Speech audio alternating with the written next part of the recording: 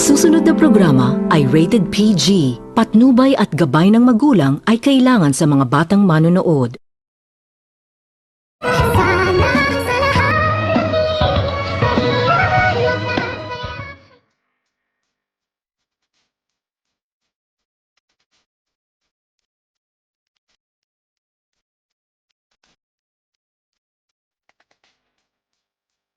Pagkatapos nitong lumabas ni Giselle sa kanyang opisina at maglalakad ito sa hallway ng Apex Medical Hospital, ay hindi nito sukat akalain na kanyang makita itong si Dr. Carlos at si Dr. Lindon na nag-uusap na tila nagagalit umano itong si Dr. Lindon kay Dr. Carlos. Kung kaya't agad naman din itong nag-alala itong si Giselle na baka magsuntukan umano itong dalawa sa kadahilanan na dali-dali naman din itong nilapitan ni Giselle itong dalawa, ngunit lang papalapit na itong si Giselle ay hindi nito sukat akalain na kanyang marinig ang mga sinasabi ni Dr. Lindon kay Dr. Carlos kung hindi ba umano ito nakukonsensya sa mga ginagawa umano nitong panluluko kay Lynette at kay Annalyn. Sa kadahilanan na bigla itong napaatras itong si Giselle at naghanap ito ng matataguan upang hindi ito makita ni Dr. Carlos at ni Dr. Lindon, at dito nang makakita na itong si Giselle ng matataguan ay agad itong nagtago at pinagmamasdan nito ni Giselle itong si Dr. Carlos at si Dr. Lindon na nag-uusap.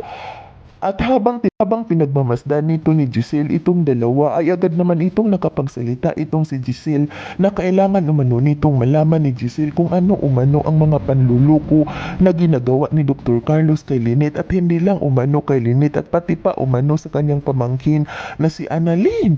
Ngunit ikinagulat naman din nito ni Giselle nang kanyang makita itong si Dr. Lindon na tila galit na galit ito kay Dr. Carlos, at itong si Dr. Carlos naman ay hindi naman ito ginagantihan ni Dr. Carlos itong si Dr. Lindon, kung kaya't buong-buo na ang desisyon ni Giselle na mayroon umano itong alam, kung kaya't naisipan naman din ito ni Giselle na mayroon umano itong alam si Dr. Lindon na sikreto tungkol kay Dr. Carlos, kung kaya't hindi umano ito magawa na saktan ni Dr. Carlos itong si Dr. Lindon dahil natatakot umano ito na isisiwalat ni Dr. Lindon ang katotohanan.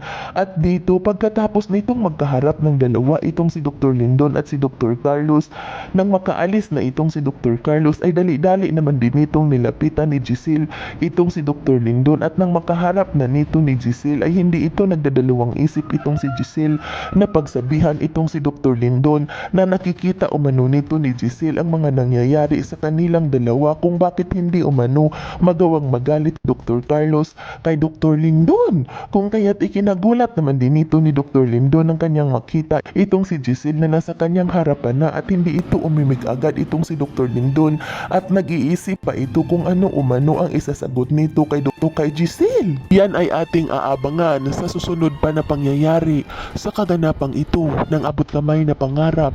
Huwag mong kalimutang isubscribe at i-hit ang notification bell ng aking channel.